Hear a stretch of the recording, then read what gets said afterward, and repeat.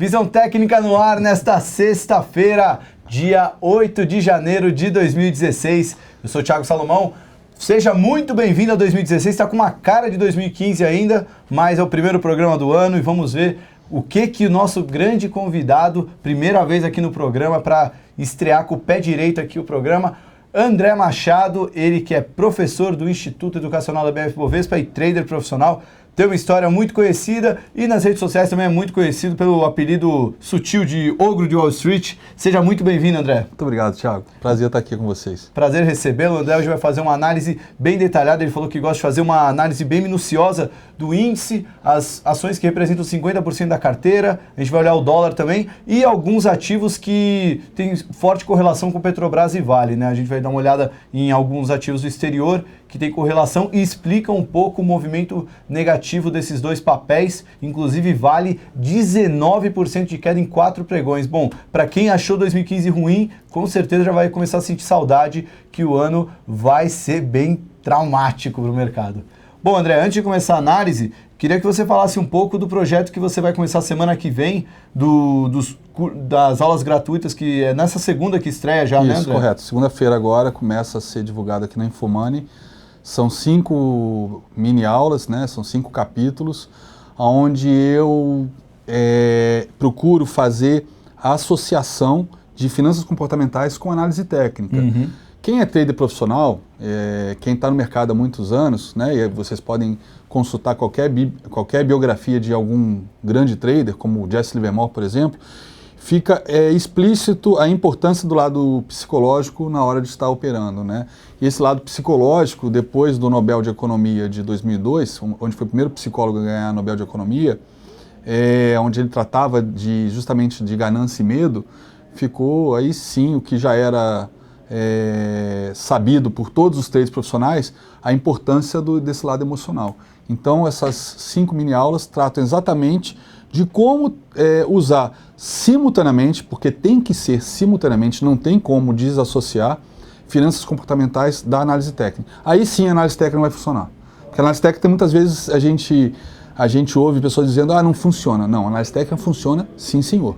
O que não funciona muitas vezes é o trader. Uhum. Por quê? Porque falta esse lado das finanças comportamentais. Exatamente. A análise técnica ela é uma ciência que você consegue aprender de uma maneira muito rápida, né? Às vezes o investidor faz um curso de fim de semana, aprende toda a teoria, mas acaba não pegando esse lado emocional e aí já vai para o mercado e acaba se machucando, às vezes até uma contusão traumática e não quer voltar mais para o mercado, exatamente porque não conseguiu trabalhar o lado emocional. Né? A análise técnica é uma ferramenta que é muito fácil de aprender, né? Tanto é que você falou, no final de semana você consegue aprender o básico da análise técnica, às vezes até uma análise técnica um pouco mais avançada, e essa facilidade faz com que você ache que segunda-feira, depois do curso, você é o Jorge Soros. Uhum. Né? Só que treino é treino, jogo é jogo. Né? A análise técnica é fácil? É fácil.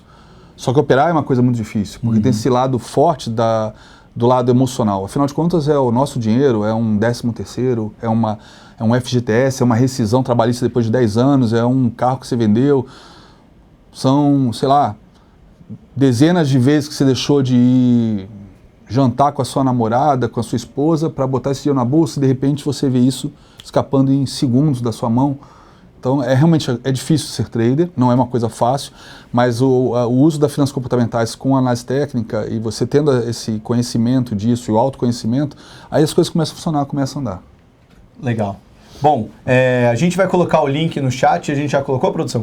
O link já está aí para quem quiser se inscrever para ver as aulas do André. E agora, como o André falou, treino é treino, jogo é jogo. Vamos para o jogo. O que você está vendo do mercado? Já estou vendo aí na tela o gráfico do Ibovespa, que vem caindo. Hoje parecia que ia ter um pregão de respiro, mas acabou fechando em queda mais uma vez, renovando o menor fechamento desde 2009. O que você vê desse Ibovespa para 2016, André? Bom, análise técnica é algo que eu não consigo olhar para muito longo prazo, né? É uma coisa muito de curto prazo. Principalmente para a gente que está operando no dia a dia, que leva a análise técnica para a prática, a gente acaba não fazendo muitas previsões de longo prazo.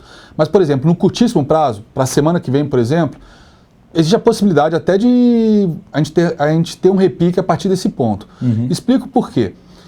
A gente tinha essa consolidação que está marcada por este retângulo marrom, Esta análise, inclusive, eu fiz antes do Natal e ela se mantém atualizada até agora, ela é válida até agora. Né? Ela, depois do Natal, depois do Réveillon, ou seja, a gente vinha neste retângulo, numa consolidação, em algumas situações fundos ascendentes, fundos descendentes, topos ascendentes, topos descendentes, mas já na segunda metade de setembro, eu até comentei com os meus seguidores e falei, galera, olha só, pode ser, eu estava realmente botando força que os 44 mil podiam segurar nessa consolidação e jogar o Ibovespa para cima. Mas o que aconteceu na segunda quinzena de dezembro e que veio a se confirmar nessas últimas semanas? A gente teve a formação de um pivô de baixa. Então aqui eu estou marcando os topos pelas setas vermelhas e os fundos pelas setas azuis. Essas duas setas verdes que eu marquei aqui foi realmente para marcar o quê?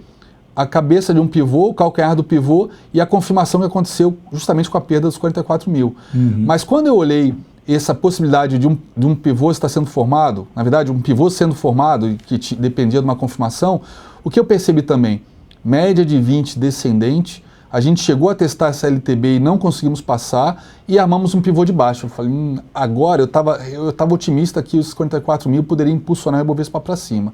Quando eu vi esse pivô sendo armado, eu já avisei o pessoal, falei, olha, cara, se perdeu 44 mil, para mim o primeiro alvo é 42 e o próximo é 40,450, que inclusive foi bem perto da mínima de hoje. Deixa eu até confirmar a mínima de hoje. 40,460, ou seja, praticamente cravou a mínima nesse FIBO aqui. Que FIBO é esse? Que alvo foi esse? Na verdade, esse alvo foi a única coisa que eu mexi na análise de meio de dezembro para cá, que eu puxei mais uma extensão de Fibonacci, porque o meu primeiro alvo, como eu falei, era 42. Por quê? Por 41,958, 42 redondo, né? Por quê? Porque eu pegava justamente esse pivô de baixa e projetava para baixo. Então, quando a gente fez esse pequeno candle aqui perto dos 42, eu falei, bom, beleza, vamos esperar se realmente daqui a gente vai ter um repique. Aqui a gente podia ter um repique. Não teve, a gente perdeu. Puxamos o próximo alvo. Opa, saiu do lugar. Próximo alvo, ou seja, vou estender mais um nível de FIBO. Bateu aqui nessa figurinha. Ou seja, na região dos 40,450 aqui, acaba sendo por conta da setinha ali. Deixa eu só arrumar bem aqui no... Eu estou pegando justamente esse fundinho aqui. Então peguei esse pivô de baixa, projetei aqui na região dos 463, cravado até onde foi hoje, ajustando exatamente pelo fundo aqui, não pelo um valor redondo. Bom, exatamente onde foi a mínima hoje.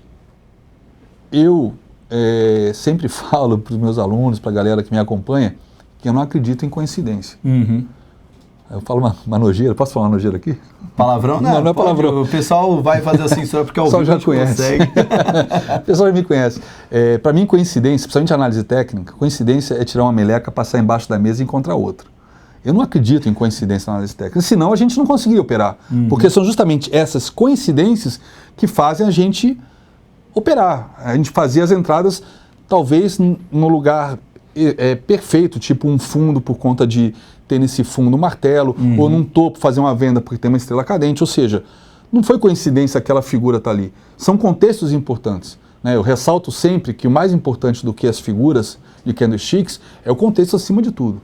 Né? Você nunca vai ver um trader vencedor desses famosos falar, pô, eu fiquei milionário porque eu vendi numa estrela cadente. Não. Vai falar, pô, fiquei milionário porque eu comecei a fazer venda em cima de uma resistência de topo histórico. Não, eu dobrei meu capital porque bateu um suporte de 10 anos e deixou um padrão de reversão e comecei a comprar. Então, o contexto é o mais importante, né? Então, eu não acredito em coincidência. Então, o fato de ter feito a mínima hoje, exatamente mais uma extensão de FIBO, para mim é muito significativo. É claro que eu não gosto desse padrão. Não é um padrão que eu goste. Por quê? Porque eu tenho uma grande sombra para cima. Para muitos grafistas clássicos, esse padrão, se a gente ignorar essa pequena sombra de baixo, né, seria o martelo invertido, é um padrão de reversão. Mas é um tipo de padrão de reversão que eu não entro. Eu só entro após uma confirmação. Diferentemente do oposto desse padrão, que seria, por exemplo, um martelo, ou seja, uma grande sombra para baixo, aí, né, no melhor estilo de price action, um pimbar, eu já arriscaria fazer uma compra, qualquer coisa sou estopado, se for, boto mais lotes, etc., e pego a tendência desde o fundo. Mas esse padrão eu não gosto de entrar, eu espero uma confirmação. Que confirmação seria isso? Um candle bastante positivo na segunda-feira, realmente cravando isso aqui como um fundo. Tem todo sentido, né? O fato da sombra estar para cima e não para baixo. Exatamente. Porque ia mostrar como foi o final do jogo, né? Exatamente. Aqui a gente viu que os comprados perderam de virada. Exatamente. É como o Oliver Velez, ele comenta, né? Para evitar até essas decorebas de estrela cadente, até porque estrela cadente embaixo é um martelo invertido, martelo embaixo é um enforcado em cima. Então você pira, né? Tem nome em inglês, tem nome em japonês. Então, como ele chama? Top tail e bottom tail, ou seja, sombra em cima e sombra embaixo. Sombra em cima é o controle passando para os vendidos. Então eu não vou comprar quando o controle está com os vendidos. Ah, mas é um suporte importante. Beleza, eu prefiro a confirmação. Apressado come cru. Fazer compra aqui porque não deixou um martelo invertido, para mim, quem fizer, parabéns se o negócio subir, etc. Mas eu prefiro que me chamem de franguinho e esperar e ganhar dinheiro com tranquilidade. Apressado come cru. Não dá para ficar jogando, apostando o tempo todo. Porque apostas erradas em situações de alto risco levam a gente a perder dinheiro, né? E com isso, periga entrar num ciclo vicioso de perdas e... Enfim, segunda-feira, se tiver um padrão de alta aqui, aí sim pode ser uma operação de curto prazo, porque um padrão de alta não significa reversão, mas significa a possibilidade talvez de um repique em direção à média. Ou quem sabe até, acho que já dá até para, com essa queda, a gente duplicar essa linha de tendência de baixa. Ó, tem espaço aqui por esse canal, por exemplo, tem espaço para cair ainda mais. Mas a gente também agora, se tivesse considerar que isso aqui pode ser uma highway onde o preço está navegando dentro dessa área, tem mais possibilidade de subir do que cair, ou seja, não entrar em tendência de alta, mas repicar para cima, então, em busca da LTB, ou da média de 20. Um primeiro alvo desse repique aí seria... Para mim a média de 20, aqui nos 44 mil.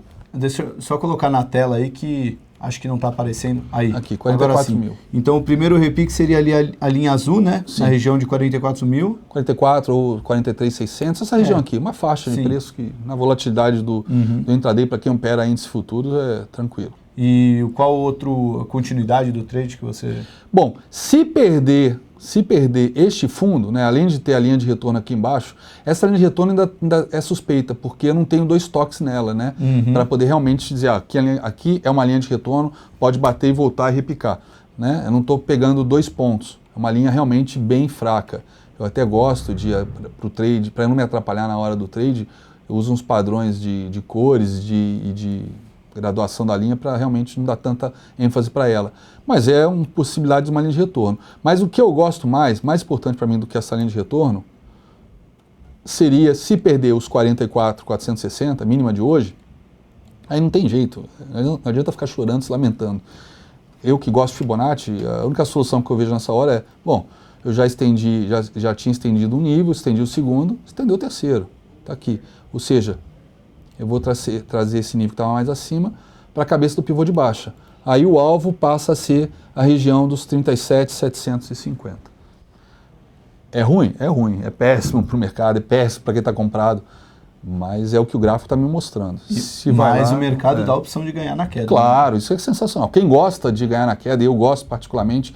A minha virada foi em 2008, né, depois daquele fatídico ano de 2004 ou 2005. Então eu adoro queda porque cai muito rápido. Dá para ver aqui nesses dias como é que foram esses dias de queda, né? Mas temos que estar preparados para os 2 cenários e usufruir do que o mercado nos oferecer segunda-feira.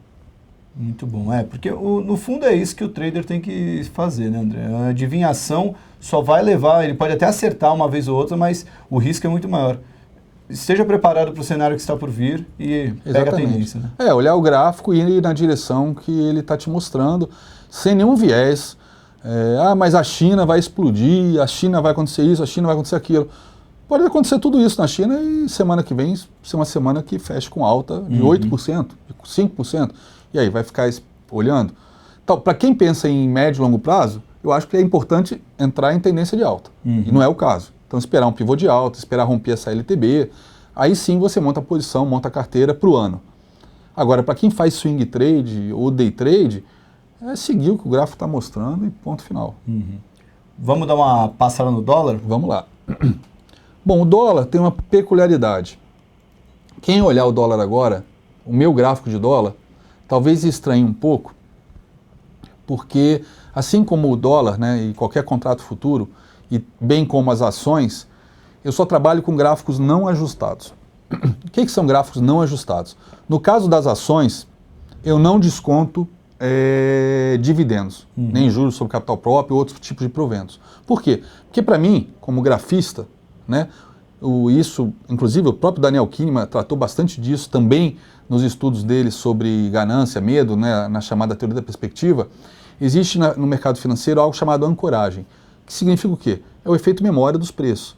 Então, na cabeça de todo mundo, não importa que o cara está posicionado, recebeu dividendos da Petrobras, por mais merrecas que tenham sido, o cara que comprou no topo, na euforia do grau de investimento, etc., pré-sal, o topo da Petrobras é R$53. Não adianta você sair descontando dividendos e falar, não, o topo da Petrobras é 42. Não, não é, 53. Isso na minha humilde opinião. Então eu trabalho com o topo histórico nominal, 53. Claro, se tiver em split, e a Petrobras, um split agora e juntar, né, ela fechou hoje a quanto? Fechou hoje a... Eu tampei aqui, deixa eu dar uma olhada. A Petrobras está ali, ó. Tampou, tá. 6,27. Não adianta chegar, fiz o split, vai para 62,70 centavos, 10 para 1. Aí eu tenho que ajustar isso, senão aí não consigo trabalhar. Mas dividendos, eu não considero. Mesma coisa no futuro, né? Nos futuros, por exemplo, eu desconto o quê? A taxa Selic, que é a maneira como qualquer ferramenta gráfica ajusta as várias séries, os vários vencimentos. Então, se você olhar, por exemplo, o dólar aqui, vamos olhar um período mais longo, né? Vamos botar em gráfico, por exemplo, mensal. Né? Eu estou olhando o gráfico não ajustado. Então, período, ó, aquele estresse, aqui não dá para ver, mas não dá para ir mais longe, mas aqui em 2003, aquele período, logo depois que o Lula entrou, mas a gente teve aquele estresse no final de 2002 por conta da vitória do PT, o valor não ajustado do dólar, ou seja, o valor que foi negociado na época, contrato futuros do dólar, está aqui. Deixa eu só checar. 4,63. Se eu tirar os ajustes, incluir agora os ajustes, no caso dos futuros, ó, 14,342. Para mim não faz sentido, como grafista, considerar isso como topo histórico, onde ele tem potencial de ir até lá, etc. Isso fica mais evidente, talvez, para quem não opera dólar, a gente olhar o índice futuro. O topo histórico do Ibovespa foi na faixa dos 73 mil pontos. Sim. O futuro, 74 mil, um pouquinho a mais, por conta justamente da taxa de juros, que é embutida no contrato. Né? Se você olhar um gráfico ajustado, 136 mil pontos. Então eu vejo o LTB sendo traçado dos 136 mil para baixo, pega bonitinho, até... Olha, no final, se você está ganhando dinheiro, se funciona, não faz diferença. Isso não interessa se é ajustado ou não ajustado. Não adianta você trabalhar não ajustado e estar perdendo. Mas eu, como trader, mas também como analista, né, que eu preciso analisar para fazer minhas operações, eu não vejo sentido ficar olhando esse tipo de gráfico. Se eu tirar o ajuste agora, a gente vai ter o valor nominal da época, ó, 74.495. Então, voltando ao dólar... Saudade, hein? Eu tava instalando o Profit na minha máquina nova lá no Rio essa semana, e aí ele baixou com um gráfico de 2 anos atrás. Baixou 60 e poucos mil pontos. Aí eu falei, 66 mil pontos, e tava na terça-feira, se não me engano, 42, não sei o quê. Falei, nossa, que gap. Gap nada, era onde estava há 2 anos, né? Mas, voltando ao dólar agora, feita essa ressalva do gráfico não ajustado, isso aqui então é o contrato do dólar futuro contínuo, para a gente poder ver a tendência, né? E o que eu comentei, inclusive a análise continua valendo, a mesma análise que eu fiz no meio de dezembro, antes do Natal, que eu comentei com a galera, postei lá no grupo do Ogro. A gente vinha nessa consolidação, né, de quase 3 meses, desde início de outubro, no dólar. Eu tinha marcado essas 2 linhas, falei, bom, não tenho a mínima ideia para que lado vai romper, se é para cima ou para baixo. Para o lado que romper, os alvos estão aqui, né? Pode ser este fundo aqui, no caso, os 3,46, ou pode ser este topo aqui, nos 4,25, beleza? Rompeu para cima, né? Rompeu para cima, depois dessa consolidação, com esse rompimento para cima, né? Por mais que ele tenha caído forte na sequência, eu comentei, pessoal, isso está até registrado, antes mesmo desse doji, com esse Marubozu, que todo mundo falou, vai voltar para o suporte. Falei, galera, tensão, FIBO, ó, ele fechou na retração de 61,8. Então amanhã, atenção, amanhã pode ser um dia de reversão. E no final do dia, desses 2 dias, falei, bom, padrão de dúvida clássico. Amanhã a probabilidade maior, até porque apesar de ter voltado para dentro da consolidação, o rompimento dela para cima, né, e foi um rompimento até com força, é um rompimento inequívoco. Eu falei, esse doji, a grande probabilidade agora, no dia seguinte, é alta. E foi o que aconteceu, ele passou 2 dias subindo forte, confirmou este pivô de alta, e aí eu começo as projeções, né, começo a fazer extensão. É até um modelo que o Góes usa bastante, ele gosta muito de fazer esse tipo de extensão clássica, né, eu gosto bastante também, até porque o gráfico fica menos poluído. A extensão, ó, olha onde a extensão vai bater. Praticamente no topo, que seria o alvo, né, se você não estivesse fazendo uma extensão, seria a expectativa mesmo dentro deste movimento, dentro deste fractal maior aqui, que vem de agosto para cá. Então a expectativa no dólar é continuar subindo, pode corrigir? Pode, claro, ele pode vir fazer um fundo mais alto que esse. Então ele pode, talvez semana que vem, cair de 4,051 até essa região do 395, né, para fazer mais um fundo mais alto. Mas já está evidente agora que a gente está fazendo topos e fundos ascendentes no dólar. Por que eu faço essas setinhas? Isso não é só para fazer uma análise para postar no grupo ou para vir aqui no Visão Técnica. É para eu lembrar, quando estiver olhando o gráfico, para eu não ser traído por nenhum viés de jornal, de China, para eu lembrar de olhar o gráfico e lembrar de um princípio que, infelizmente, é um princípio tão óbvio, mas que o desconhecimento dele ou a negligência quanto a ele faz muita gente perder dinheiro. É um dos princípios da teoria de Dow mais idiotas possíveis. Toda tendência é válida até ser revertida. É óbvio, né? Só que quando a gente esquece disso, a gente perde dinheiro. Então, qual é a tendência do dólar agora? Agora é alta. Topos e fundos ascendentes, tendência de alta. Topos e fundos descendentes, tendência de baixa. Topos e fundos aleatórios, indefinição, consolidação, o nome que você quiser dar. Mas agora, são topos e fundos ascendentes. Ah, André, mas isso aqui é um topo, está consolidando, etc. Então, eu tenho uma regrinha para definir o que é topo e fundo. Porque, às vezes, as coisas óbvias, a gente não se atenta a elas, e isso que leva, às vezes, a gente a falhar como analista e, na sequência, como trader. O que é um fundo? Bom, todo mundo fala, isso aqui é um fundo, isso aqui é um fundo, isso aqui é um topo. Desculpa, eu estou apontando com o dedo, a galera não está vendo. Isso aqui é um fundo, isso aqui é um topo, isso aqui é um fundo, isso aqui é um topo. Legal, o gráfico já passou, é fácil agora, né? O que é um fundo? Vamos tentar botar matematicamente, classificar um fundo ou um topo. Um fundo é quando eu tenho uma mínima menor que a mínima anterior e menor que a mínima seguinte. Isso é um fundo. O que é um topo? É quando eu tenho uma máxima maior que a máxima anterior e maior que a máxima seguinte. É o que eu tenho aqui. Uma máxima que eu tive aqui é maior que a máxima anterior e maior que a máxima seguinte. Então eu tenho um topo. Pode até ser que ao longo do tempo eu veja que seja um topo irrelevante para a minha análise. Mas agora, como assim? Esses dois aqui que eu deixei de marcar. Ó. Então aqui foi uma pernada só, fundo, topo.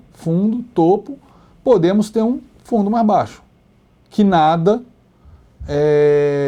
muda na tendência. Topos e fundos ascendentes. Então, se está em topos e fundos ascendentes, qual é a expectativa? Que vá lá no alvo. Claro que o mercado faz o que ele quiser. Né? O mercado, e no caso do dólar, o Banco Central também. Sim. A gente não pode esquecer deles. Então, pode acontecer tudo semana que vem. Mas esquecendo o tudo e olhando o gráfico, tendência de alta para o dólar, com alvo lá nos 4,243 ou 4,257.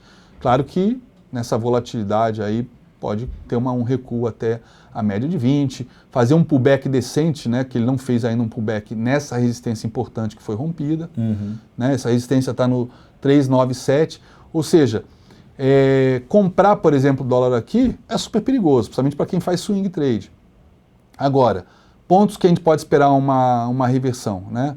Justamente, se fizer um retorno, né, uma correção, aqui nessa linha azul mais grossa, que provavelmente, se isso acontecer nos próximos dias, vai estar batendo também junto com a média de 20, etc. Ou seja, passa a ser um suporte bem forte para jogar o dólar, aí sim, posicionar ele, para quem sabe ir lá no 4,25. Então, resumindo essa análise de Bovespa e dólar, o movimento mais saudável, pelo menos imaginando que não tem nenhuma interferência externa, mas olhando apenas para os gráficos, o movimento mais saudável agora seria uma correção para o dólar, que já está formando um topo, e agora formar uma correção para um fundo, continuar esses fundos ascendentes. E para o Ibovespa também uma correção, já que ele chegou num alvo muito forte depois de um movimento muito intenso que foi nessa semana. E no caso do Ibovespa, ficar de olho principalmente na segunda-feira. Segunda-feira é a minha expectativa de confirmar esse suporte de FIBO, né? E se realmente fizer, por exemplo, um Marubozu de alta, que é aquele candle grande, branco, que o Oliver Velez chama de barra elefante, junto com os 2 candles de hoje e de ontem, né? Esse padrão de 3 candles aqui nessa região seria o que a gente chama de estrela da manhã. Esses 3 candles, Marubozu de baixa, um doji de dúvida, uma estrelinha, um Marubozu de alta, estrela da manhã, sinalizando um repique. É reversão de tendência? Não. Mas para quem opera intraday e índice futuro, é a possibilidade de ganhar bastante dinheiro num rallyzinho aí de alguns dias. Você falou que segunda-feira é o dia, já vale deixar a dica, né, para quem... Domingo é aquele dia que a gente acaba dormindo um pouquinho mais tarde. Quem não tiver a fim de assistir o Fantástico, não tiver muita coisa para ver, Bolsa Chinesa vai abrir meia-noite, lá perto da meia-noite, e deve ter uma grande volatilidade porque é esperado que os investidores que não podiam vender os papéis desde julho, né, quando foi anunciada a medida, julho ou agosto, eles vão poder começar a vender uma parte a partir de segunda-feira, né? Então a gente vai ver se eles vão querer vender tudo de uma vez ou eles vão vender de pouco em pouco ao longo de 3 meses. Eu sei que é aquela coisa que vai estar fora dos gráficos, mas pelo menos já vai mostrar como o mercado deve acordar na segunda-feira. Né? Uma das coisas que eu adoro ler notícias, tento evitar que elas influenciem no meu dia a dia operando, né? Mas é inevitável não ler notícias, eu sou viciado em notícias. E vocês publicaram uma notícia esses dias que eu achei sensacional, que me deixou preocupado, que pode inviabilizar tudo isso, que vocês comentaram o pico que a China tinha de dinheiro tomado, emprestado, para financiar a margem, que foi uma coisa de 350 e poucos bilhões de dólares em julho, que foi o pico, mas que de lá para cá caiu 17%. Aí peguei HP, 17% para baixo, 294 bilhões de dólares ainda de financiamento para a margem. Ou seja, com essas quedas desses dias, se forem ter que zerar essa posição para pagar os bancos, onde eles pegaram esse dinheiro todo para a margem, para operar alavancado, meu Deus, não tem como segurar essa China. Não tem como, a menos que o governo vá lá com 294 bilhões e pague essa margem para a galera deve estar recebendo chamada de margem e vai continuar vendendo, porque tem que pagar esses empréstimos. 294 bi de dólares. Não é de yuan, é de dólar. Não é nem de real, é de dólar. Né? É muita grana. Então, a China é um problema muito sério agora para o mercado. Um problema do tamanho da China. Exatamente. Mas, voltando, só concluindo aqui o IBOV, então, eu puxei o próximo alvo, caso a gente perca segunda-feira a mínima de hoje, mas a mínima de hoje não está valendo essa extensão aqui, ó. Ó, o tempo todo, não estou nem olhando para esse fundo, o tempo todo eu estou olhando aqui para a cabeça do pivô de baixo. Ó, botei aqui esse nível, projetei para baixo e pegou aqui nessa região dos 450, 40, 500. Inclusive, uma coisa que eu vejo muito no Ibovespa, eu gosto muito de Fibonacci, mas eu percebi que no índice futuro, no Ibovespa, uma das retrações ou projeções que mais funciona é justamente nessa no nível de 50. Então, eu não vou dizer que eu estou otimista, porque eu não estou. Não tem como estar otimista hoje. Mas eu acredito na possibilidade de um repique a partir desse ponto. Mas a gente acompanha o gráfico. Se perder segunda-feira isso, então não tem choro nem nada, o alvo passa a ser, aqui ó, 38 mil, caiu redondo inclusive agora, cabalístico. Bom, vamos dar um intervalinho, a gente para um minuto para a gente analisar depois as blue chips que o André separou, que são metade do Ibovespa, que também não é grande coisa, é muita coisa, né? Porque o Ibovespa é tão concentrado que dá umas 7 ações. A gente dá um intervalo de um minutinho só para pegar uma água, quem quiser também aí fazer um xixi, tomar uma água, a gente já volta rapidinho com o segundo bloco, a análise das blue chips. Fique ligado.